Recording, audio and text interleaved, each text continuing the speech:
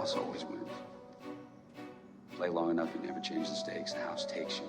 Unless, when that perfect hand comes along, you bet big, and then you take the house.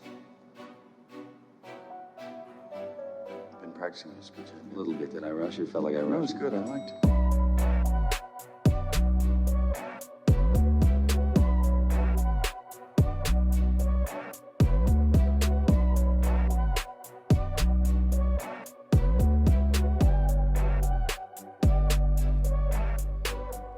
What's up, everybody, and welcome back to another episode of the Big Easy Bets podcast. I'm your host, Logan, and with me in the studio, Nick Von Brick. Yo. With us on the ones and twos, Joseph Ascani. What is up? This is episode 187. We have finally made it. It's been a grind, but tomorrow is the national championship. March Madness is coming to an end. We're going to dive into who we think is your best bet to win the game. We're going to recap, again, the Final Four and just the tournament as a whole. Not much to recap, I guess, from previous episode, and then we're going to touch on a few things before we get into those picks. But this is episode 187. Hit the subscribe button, hit the like button on YouTube as well, wherever you're listening, Spotify, Apple Podcasts, YouTube. We appreciate it. It's been a grind. I've reached that point. I do it every single year where I just eat so bad throughout the tournament. Yeah. So I went for a run today. I went for a run 2 days ago. I'm not willing to take that step and say that I'm dieting, but I'm eating cleaner. I'm talking day one and day two of the tournament. I got donuts. And then I got a lot of donuts since this tournament started. And it's the yearly routine of eat horrifically. It's almost like it's like a celebration, like the grind's over. Not that I'm happy about it, but you whatever. You're at the end of the betting season, basically. Mm-hmm. Although mine will continue for about a month with baseball. That's right. I forgot, too. Yeah, you ran the Crescent City Classic. How'd you do? Not pleased with it? No. No? Why? I mean, I didn't run as fast as I wanted to, so. But I had a shit again right before the race. Again. Yeah. I don't know. Did we ever tell the story about Justin on the podcast?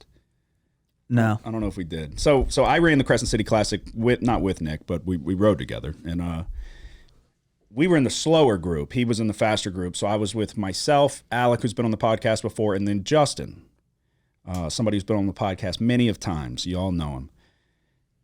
We had this plan of, like, we're in it together. I did zero training, out of shape, no training whatsoever. It was going to be a grind to get through it, and it was.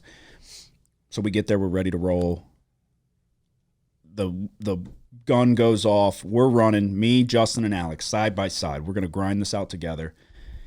And then I'm talking 3/4 of a mile in. Justin stops at the porta potty and hits the, like, it's not like, oh, he just had to go to the porta potty to use the bathroom. It's he had to wait in a line of 8 people to use a porta potty. And he's doing, like, the running in place. I'm like, all right, Justin, see you later. Like, we had this whole plan. We were going to grind this out together. Justin made it 45 seconds into this race and goes, oh, God, I got to take a shit. And didn't see him again for the rest of the day. It was incredible. It really was. It was incredible. I couldn't believe what I was seeing. That, like, why wouldn't you go? Like, you had to have known. It didn't just hit you like, oh, my God, I have to go right now. I didn't have to go 2 minutes ago. Mm-hmm. You probably kind of had to go and were like, maybe I can hold it. Yeah. Just man down immediately. Then Alex built different, so he's just like, oh, I'm going to run a little faster if that's right. I'm like, yeah, get out of here. Go away. I'll fucking figure this out on my own. So I was just by myself. Yeah, you got to make sure you go before you start. We both did. The first time I ran it, I didn't have any problems, but then I became traumatized. When I ran it with you, was that the first time? Yeah. Okay. What do you mean I became traumatized after that because I had a shit in a lake that one time.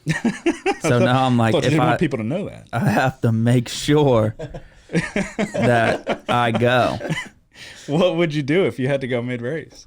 Oh, if it was bad enough, I'd probably hold it until I couldn't. And then when you couldn't?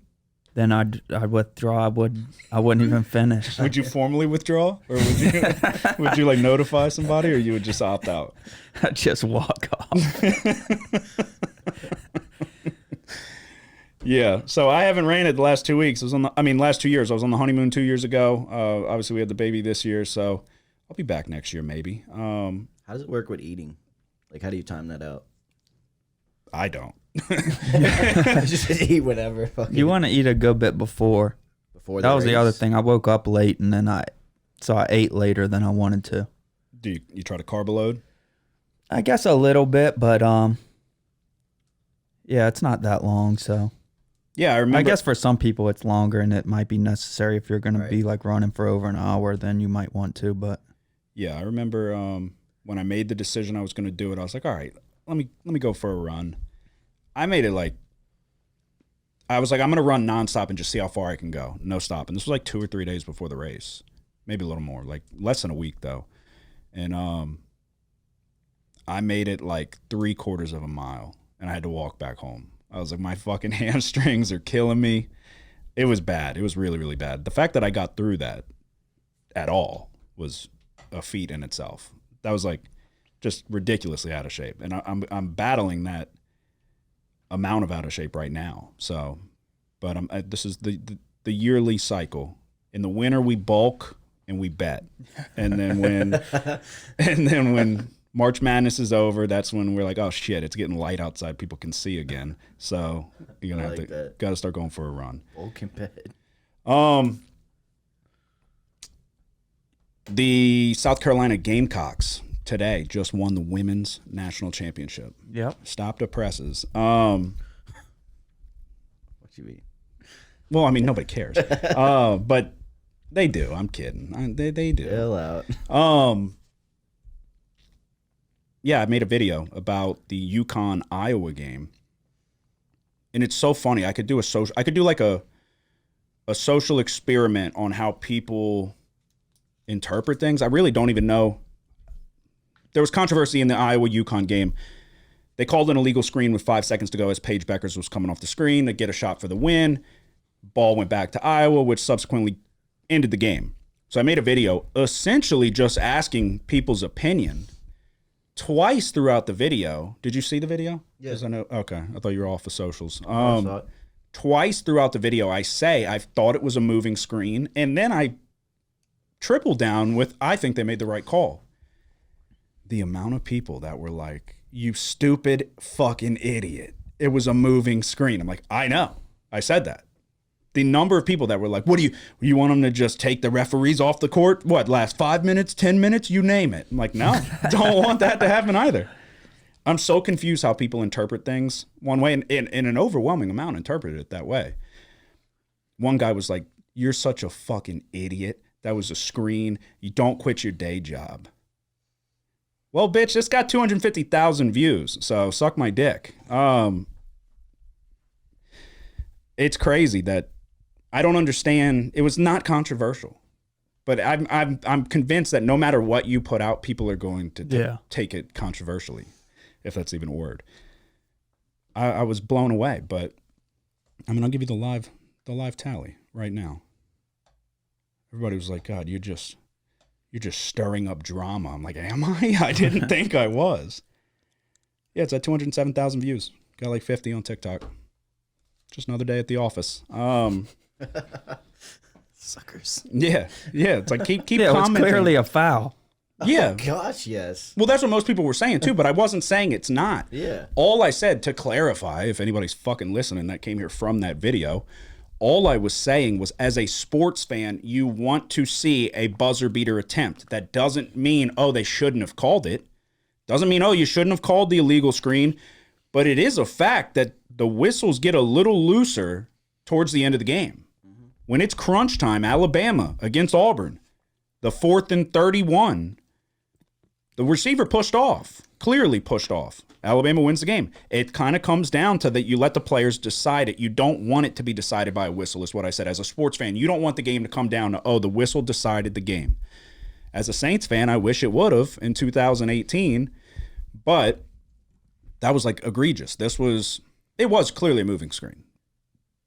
But it's kind of like holding, because it's like holding in the NFL. You can call it, you could really nitpick it, because half the time, like, yeah, their feet are still kind of sliding, or you could call it often if you really wanted to. But I just think it's hilarious that people flip out. They freak out if you say anything. I'm making that video and I'm like, it's engagement. This is not going to get people to like it. They got so hung up on me saying kinda. I said it kind of looks like an illegal screen. They're like, kinda? Are you fucking kidding me? I'm like, Jesus Christ, I'm not a fucking referee, dude. What do you want? I'm saying it's an illegal screen. What do you mean, kinda? I'm like, oh my God, you can't fucking win. But you can when you get 250,000 views. So again, blow me. What else? I was looking at it. What were you about to say? No, I was No, I just wasn't say that gonna say. girl from South Carolina's good. That 6'7" chick. Yeah. I mean, they just couldn't get any rebounds. Iowa couldn't get any defensive rebounds. You were watching? Yeah. Oh. First half until I fell asleep. Were they standing for the anthem? I didn't have it on. I turned it on with like 18 or 19 minutes, like right when they started. We got to talk about the Houston Texans. Oh yeah. Because if I was man enough to do it, or not even just man enough, if I was capable to swear off the Saints and pick a different team, it would be the Texans. It would be the Texans. The Houston Texans are, I'm not saying going all in, but making the necessary moves to continue to be a contender. We just saw them get a playoff win. We called it against the Browns. C.J. Stroud looked great. Obviously didn't expect them to do much the next round, but they've added Stephon Diggs. The Texans are going to be good again.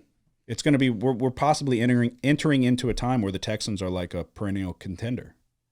Yeah. Would you agree? Yeah. There was Their division hesitancy in isn't that very arm. good. Who are they with the Jags? Yeah. Titans? The Jags will probably win the division this year. Yeah, well, we fucking thought so last year. Yeah. They didn't. They blew it though. Yeah. Big time. Yeah, well, Trevor Lawrence sucks. Yeah. I started going back on. Remember when he first got in the league? I was like, I don't think he's going to be that good. I think he's overhyped. The throws, everything was to the sidelines. He was scared to push the ball down the middle. And then I kind of bought into the hype going into this year where they're like, he's going to take that leap. I think I drafted him in fantasy, and we had the Jags. Looking at the division, we clearly nobody expected the Texans to be as good as they were, picking second in the draft to immediately you're winning a playoff game. But, I mean, that's what happens when you get a top-notch quarterback and pair him with a really good coach. But the Jaguars massively underperformed. Yeah. So you think they're going to turn it around? That Ridley's gone. Not that he did anything spectacular this past season. You know what I mean? Yeah. I wouldn't be surprised if there was some regression from Stroud, but I don't know. Yeah, I mean, I get it. The typically the second year with the rookies, you see a downswing, and he did really fucking well. But I think with the style of where we're at in terms of the NFL, him playing on that turf field indoors, like you don't have to worry about the majority of his games are not going to have to be like a inclement weather environment where he's got to battle through the elements. It's definitely an offensive styled league. Tank Dell will be back healthy. You pair him with, like, they have weapons. They definitely have weapons. They have one of the better receiving corps in the NFL now. Yeah. So Diggs, Nico Collins, Tank Dell. you do you do typically see the second year regression from the young quarterbacks. So are you gonna bet against them in some way? You going Texans under win total? I don't know. I have to see where it's at. I know as soon as tomorrow's over, I'm back in on football. I'll probably bet the Colts to win the division. The LSU spring game is what did we say, the 13th? I think it's the weekend after that. I Okay. can check. Are we going? I want to. Yeah, I'd be down to go. We went last year. Got to get our eyes on Oh, it this is month. this weekend. Yeah. Shit. You got plans? No, but I definitely didn't have plans next weekend. All right. What else? Okay, How do y'all feel about the Bills now without Diggs? That's a good question. I mean, I still think they're going to be contenders. Who's in the Bills division? The Patriots, the Jets, and the Dolphins? Yeah. The Dolphins are frauds. I think Tua's Tua. Patriots stink. Are they going to draft Jaden Daniels maybe? I don't know. We'll see. And then the Jets stink. Aaron Rodgers coming back. I'm not really that concerned with it. No. They'll probably get one good year out of him, but I remember a lot of people were betting on the Jets to win the Super Bowl and shit. Mm-hmm. And I felt like that was a little bit of an overreaction. I mean, they'll get Milano back from season-ending injury, and then Tre'Davious White. Yeah, I mean, they were missing some pieces defensively. Who else outside of Diggs did they lose? I think Gabe Davis is with the Jags now. Yeah, Gabe Davis is gone. That's correct. Shakir he's good. Oh, I know him well. Yeah. Boise State. Yep.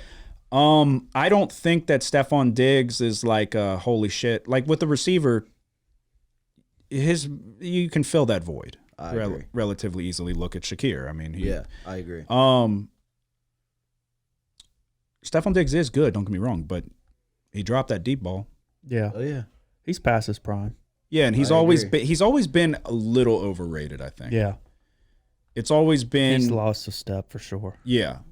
So I think it's a good pickup for the Texans with where they're at in their progression. But I do still think the Bills will be contenders. People are saying like it's over, their window's closed. Yeah. Yeah. I wouldn't go that far. The AFC is loaded though. That's the problem. Yeah. The problem is you got to go through the gauntlet of Mahomes and Burrow. Now if Stroud's showing up, but then if Rodgers has a good year with the Jets, and you got Tua down in Miami again, like we said, we know who Tua is, but still another team that you got to get through. Who am I forgetting? The Browns with Deshaun Watson, if he can, rub out some tightness and get back to playing well. The AFC's just loaded. It's a really tough conference to get through. So yeah, but yeah, I think people love to overreact, especially right now. If it's just a bunch of diehard football fans, they got nothing, so they're like, "Oh my God, he's going? It's over." Like they're gonna overreact. I mean, I'd still be encouraged if I'm a Bills fan with that defense. Yeah, but it's hard. I wouldn't necessarily be encouraged because you've had they've had better teams and have been unable to get it done. They're still going to be contenders. Josh Allen is still good, so it's not like they don't have a chance. But I think they've shown like they're just not capable of getting it done. He's not Mahomes. It's not head and shoulders better. And then if Burrow's healthy, Burrow's better than Burrow marched into Buffalo 2 years ago and got the win. So I feel like a lot of people, I've seen that a lot of people say Diggs is not like a really great teammate. Like he's kind of a prima donna. yeah, most receivers are. But yeah, I've heard the same thing. So I mean, they all bitch when they don't get the ball. Yeah. But a lot of top receivers, like Antonio Brown, Terrell Owens. Right. I'm sure Randy Moss did the same shit, but I couldn't tell you an exact. I mean, they all do. They all Odell. They all think they're the best on the field, and some of them are and want to get the ball. So, but yeah, I mean, you battle through that, and they know where their bread's buttered. They need the top quarterbacks to get them the ball. So they're gonna bitch and moan a little bit, but I remember Antonio Brown freaking out on Roethlisberger. Yeah. All right, last thing, and then we will get into the national championship. We talked about it the other episode, but I've done some more digging, and I think Shohei Ohtani might be done. He might be done. I think the MLB is going to try to cover up this story, but Shohei Ohtani should be in hot water if you ask me. So obviously the story originally came out that his interpreter, but also his best friend, Epi Mizuhara, got into some gambling debt, $4.5 million to be exact. The story, and if you dig deep, you can see that Shohei was on board with this story. They addressed it with the team as information was about to come out. Epi Mizuhara himself addressed it with the team that he was in gambling debt and Shohei helped him get out of it.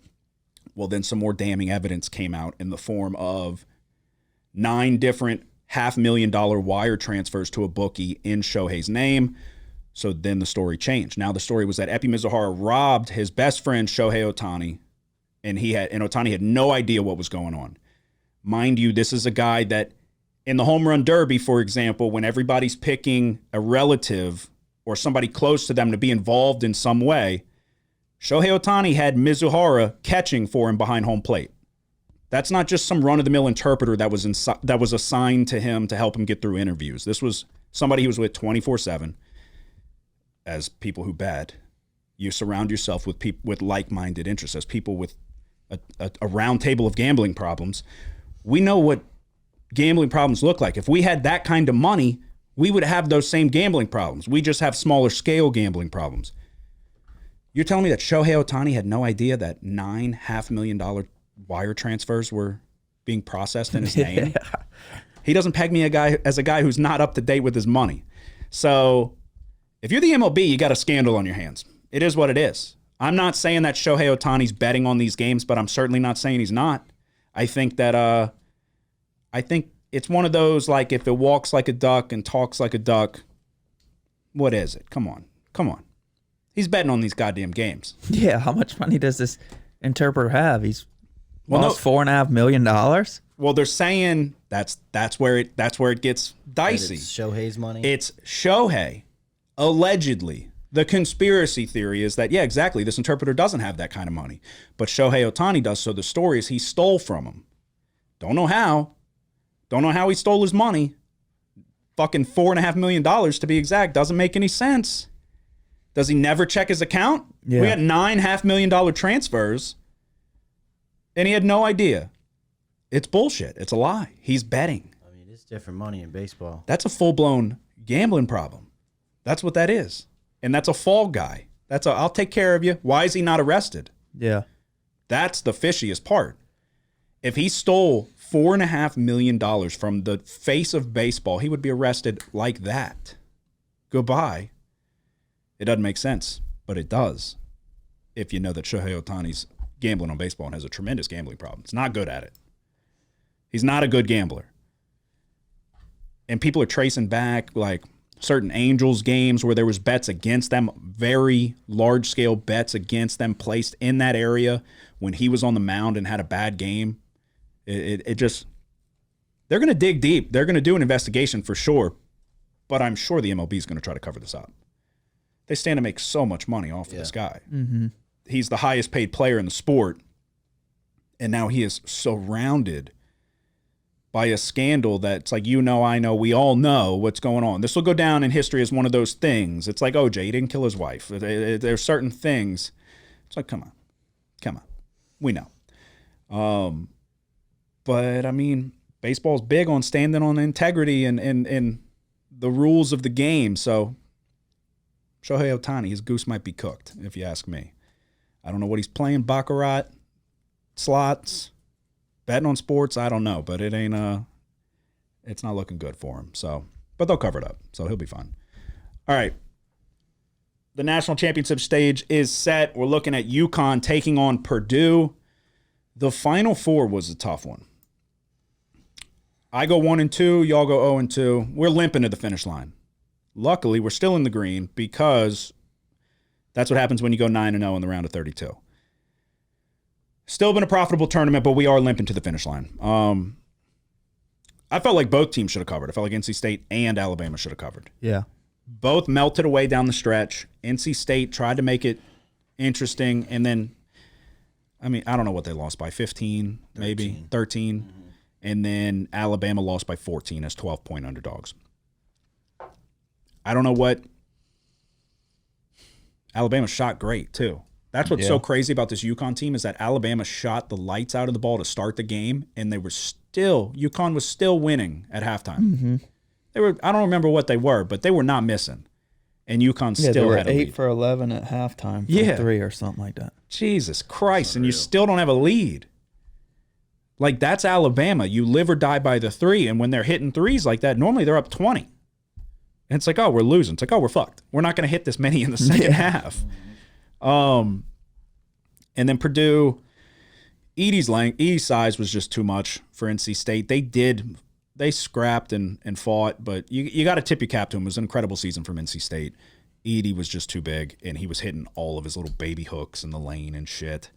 So that was unfortunate. I felt like Alabama should have covered more than NC State, but to get neither one was a brutal break. Alabama was covering the number for 38 minutes of that game. And then down the stretch, UConn just pulled away. So we did hit the under in NC State and Purdue. So salvaged a little bit, but still, all in all, a tough break, limping to the finish line. We got to try to close it out on the right foot. For those tailing the baseball plays, the Cubs are now up 8-0. We're in the 7th inning. So yeah, Monday, April 8th, tomorrow, Purdue taking on UConn. UConn 6.5-point favorites. The total sits at 145.5. Does anybody feel good? Not really. Which way do you lean off the top of your head? Purdue. Take 6.5. I do too. No, I do too. You get worried because the way UConn they close games well. They do. And then all of a sudden it's like it was a close game the whole time and then they win by a lot. So yeah, it's like they play at whatever. The thing with this team, they can play any style you want. You want to play fast, they can play fast. You want to slow it down and go through your half-court sets, they can do that too. It's like they kind of just coast until it's like, all right, we got to go win now. We've seen it time and time again. You coast through the game, and then it's like, all right, it's getting a little closer than we'd like, so we'll go win. I don't have this, like, Purdue's going to win this game feeling. mm-hmm. I feel like it's going to be – it just feels like too many points with the style of play that Purdue – I would imagine they're going to slow it down big time. I would really imagine they're going to slow this down. They don't want to get out into that run and gun with UConn like we just said. They can play either style. Purdue can't really play fast with Edey. Klingon can run the court. I think Klingon's the better of the bigs in terms of, I guess, potential. I think Edey, with he's been there for so long. He's got the experience, which Klingon has championship experience, I understand, but he's only in his second season. So I think Edey could get the best of Klingon on the offensive side at least. And then, to be quite honest, on the defensive side as well, Klingon's good. Edey's going to camp out in the lane. Klingon's not going to stretch the floor or anything like that. Where he's best is they're throwing him lobs, and he has a little bit of a post game, but he'll go get the rebound and a putback dunk or something like that. Edey's going to camp out in the lane, and he's going to get the majority of the rebounds. It's going to, I think, be a slower paced game. And I think shots are going to be, I'm expecting a little bit of off shooting from the two teams. It's a tough arena to shoot in. But one thing with Purdue that you have to consider is that, Lance Jones was lighting it up. Yeah. And to be quite honest with you, Fletcher Lawyer, who I despise, I hate him. He looks like he would fucking tell on you in middle school. He was hitting shots too. Everybody that really wasn't shooting it great down the stretch, everybody stepped up against NC State. Everybody started making the outside shots. Braden Smith, to be quite honest, played really poorly, in my opinion. Really uncharacteristic turnovers, but the people around him stepped up. I think Trey Kaufman-Rin could play a big role here because he can come in and kind of muscle Klingon around down low. And he's capable of picking up fouls, and they don't have to worry about it as much. Yeah, I think I'm gonna take Purdue plus 6.5. It just feels like too many points. I think this should be around 4. 6.5. Let me reiterate, or let me explain that. UConn could win this game by 30, and I wouldn't be shocked. Yeah. This is one of the all-time runs that I've seen in my life in terms of just the turnaround from Dan Hurley in the press conference saying, get us now because we're coming, and then immediately they're the best team in college basketball. It's funny, too. We sat here, we did the bracket breakdown. I can understand it's 2-1 seeds, but I said I had UConn taking Purdue with UConn winning. I've said it a bunch. I'm going to get fucking second place if UConn wins this game like the odds makers expect. I'll get second place by 1 point and 100-plus person bracket challenge for the second year in a row. I mean, do you see any advantage, or how do you think the game's going to play out? Yeah, the matchup down low, like you mentioned, that's going to be the biggest part. But then, Purdue's going to have to hit the outside shots. Mm-hmm. Yeah, and I think from what you saw, it's the same arena, same court. So familiarity, I guess. But it's like they were hitting their outside shots against NC State. I'm going to say, can we get a better number? I just want to make sure we got the best number. Looking like there's a 7 on No free ads on DraftKings. So I'll take Purdue plus 7. Let's see what they shot against NC State, because I know that they were definitely hitting. Against NC State, they shot 10 of 25. Shot a lot of them. 10 of 25, 40%. There wasn't that many fouls in the first half, which that's why we hit the under. I mean, there's only 113 points scored. They came out early and were hitting shots, and then it slowed down drastically. And then NC State just couldn't do much in the second half. They didn't score 30 points in either half. So it was a really tough night from the floor for NC State. Purdue dominated the boards, 41-28. And this is also, we've only got one other thing, like one other past history. I don't even know what fucking word I'm looking for. Only once before have we seen a team lose to a 16 seed and immediately turn around and go to the championship, and that was Virginia. Virginia won.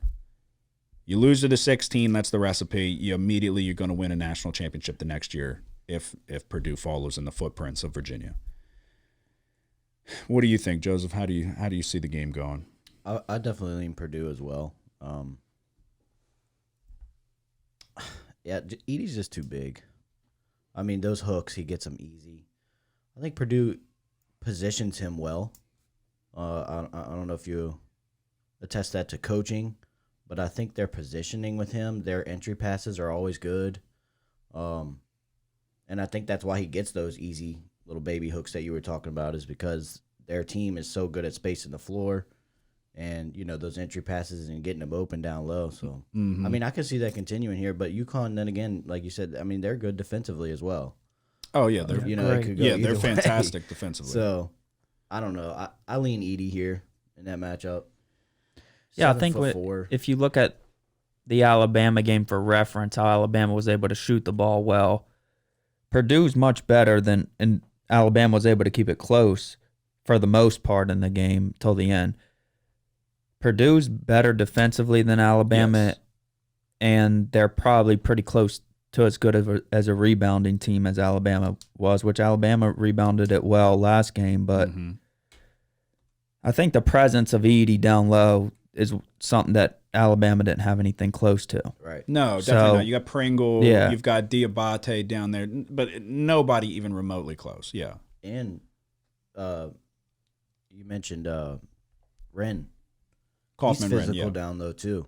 Yeah, he gives you good size. The problem here is I should have done more of a deep dive, if I'm being honest, on when Edie's played people comparable to his size, because Donovan Klingen's not small. No. He's 7'2", and he's a better defender than Edie. Yeah.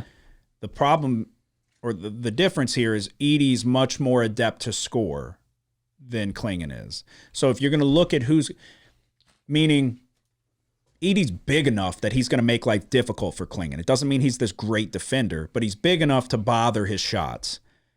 On the opposite side, Klingen's a better defender, but Edie is fundamentally sound, and just if he gets to his spot, odds are he's going to get that baby hook off. He's too big and long, so you're not going to block it. And then he's just got to focus on making it. And it was nothing but net with everything against NC State. Again, easier go with a much more undersized team in NC State. The bigs, I give the advantage to Edie, at least with the style of play that I'm expecting it to be. I like Klingen better. I think Klingen's going to be, he's more likely to be a better pro. I think he fits this team. He fits his team better. What was I just about to look at? Kaufman, Wren. But just for what I'm expecting this style of game to be, I could see Kaufman Wren's 6'9", but he's athletic. So the question is, though, outside of the bigs. Purdue's got to hit their shots. Yeah, definitely. But Braden Smith is very good. He played a subpar game. To be quite honest, he played a horrific game, if you really look into it. 1 of 9 from the floor, 5 turnovers to 6 assists. So he only scored 3 points, 5 turnovers.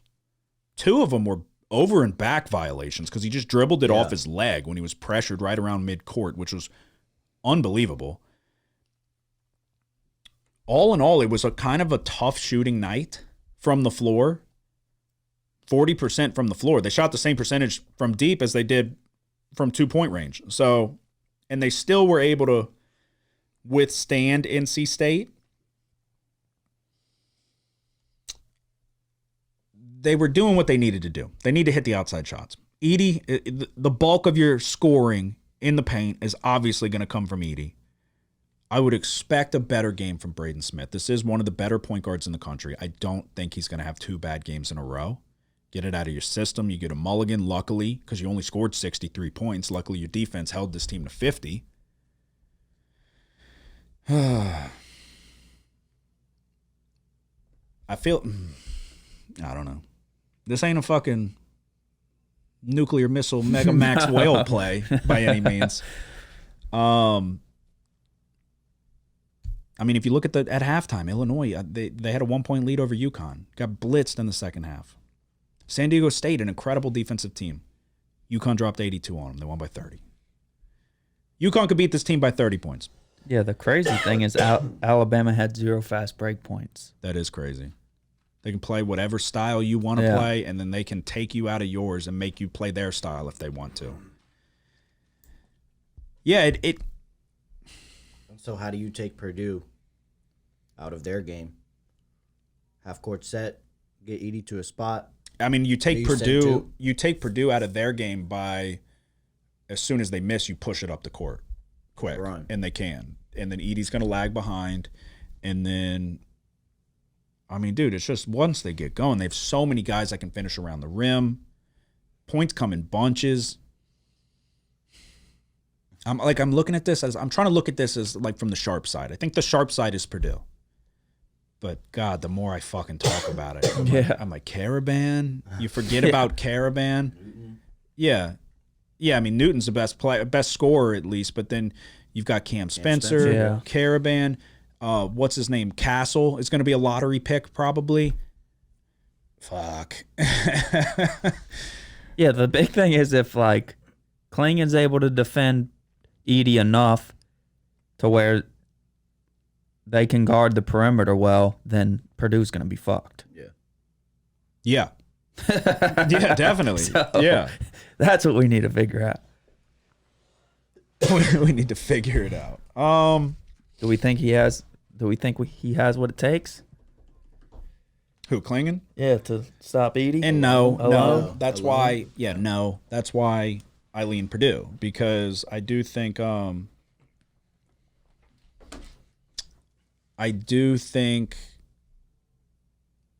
that Edey's going to be able to have his way on the offensive side. Not necessarily have his way, but I think it's just he plays the same way, and it's not really much you can do about it. He's not going to be able to get – the putbacks are going to be less likely. It's going to be much more difficult to get rebounds than it is against an NC State with a 6'9" guy down there. So, but it's like, how are they going to officiate this game? Are they going to officiate him like glass? Mm-hmm. That'd be in our favor if they do. It'd be hilarious if they just let him fucking fight it out now that we're on Purdue. But yeah, I think I gotta do it. I'm gonna take Purdue +7. Do we? I mean, I feel like by what I just said, I'd have to lean under. But I don't really have much of an opinion on the total. Yeah, the number's not as high as I would want it to bet under. Mm-hmm. Yeah, it's like this was right around it's 1 point less than what it was against NC State. And that's a much less NC State is much less capable on the offensive side of the ball than compared to UConn. So yeah. I'll probably stay away from the total. Probably just take Purdue with the points +7 and see what we can do. Try to close out the season with a winner. We're all in agreement there? Yeah. Yep. All righty. That's pretty much everything. This was expectedly going to be a shorter episode. Only the one game. It's been a good ride. It's been a fun run. We'll see where. So what? With the 1 and 2 puts me at 70 and 58. 70, 58 and 1 going into the national championship. Betting college basketball in the season. It's been a very profitable year. Hopefully we can close it out the right way. Again, this ain't a bet everything type of play. This is a bet Purdue and hope and pray. and then then we won't be shocked when UConn blitzes them. But we're at that dark period where, I mean, essentially it's like hibernation mode until football comes back. We talked about potentially doing an episode for UFC 300, so we can try to coordinate that and see if we want to do that. But yeah, no matter what episode we do, other than like the NFL draft, I'm not going to be happy about it. I miss football already. Yeah, it'll be back quick, but UFL. Yeah, that's true. Yeah, it's not bad. It's not good though. Poor Bam. Bam's a diehard Battlehawks fan. Dude loves the Battlehawks. Couldn't tell you. Couldn't tell you, but he loves the Battlehawks. He's like a Make-A-Wish kid, just dying to go to a Battlehawks game. The Stallions are pretty good with Matt Corral. Oh yeah, yeah, yeah. What's their record? 2-0. Nice. What's his numbers look like? Oh, I don't know. Yeah, he's not. Must be lighting their it up. team's good. Yeah. Maybe he'll get a look at the practice squad for the Browns, and then Jameis will beat him out, and he'll be back to the whatever, the fucking dumb FL. All right, what else? Anything before we go? That's it. All righty, episode 187 is in the books. Again, hit the subscribe button. We'd appreciate it. It's been a fun run. It was a profitable football season. It was a profitable college basketball season. If you read the description on the podcast, that's what we're here to do. College football, NFL, college basketball. And then we wipe our hands clean. Our job's done. I'll be here betting baseball. We got the Cubs in action right now, looking like they'll get a win. Let's hope. We'll see how long baseball betting lasts. Probably not very long. I did bet the Braves like plus 550 today. And then their best pitcher is going to be done for the year. So probably could get a little better odds if you bet it tomorrow. But episode 187 is in the books. Y'all have a good one. We very well may be back for UFC 300. The house always wins. Play long enough, you never change the stakes. The house takes you. Unless, when that perfect hand comes along, you bet big, and then you take the house. Been practicing this good. A little bit. Did I rush it? Felt like I rushed. That was good. I liked it.